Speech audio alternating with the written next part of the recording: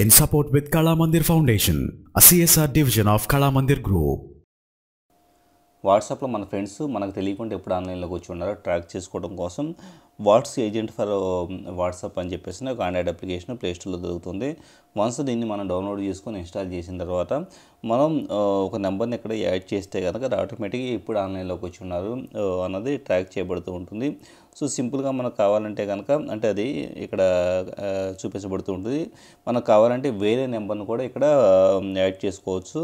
అంటే ప్రెజెంట్ ఉన్న కాంటాక్ట్ కాకుండా మనం వేరే పేరు అలాగే ఫోన్ నెంబర్ని ఎంటర్ చేసేసి కింద ఫాలో అనే బటన్ మనం ప్రెస్ చేసి ఉన్నామంటే కనుక సో అది రియల్ టైంలో అవతల వాళ్ళు వాట్సాప్లోకి ఆన్లైన్లోకి ఎప్పుడు వచ్చారు ఎప్పుడు రాలేదు అన్నది చేస్తుంటుంది. ఒకేసారి మల్టిపుల్ కాంటాక్ట్స్ని ట్రాక్ చేయాలంటే కంపేర్ యాక్టివిటీ అని చెప్పేసి ఉంటుంది.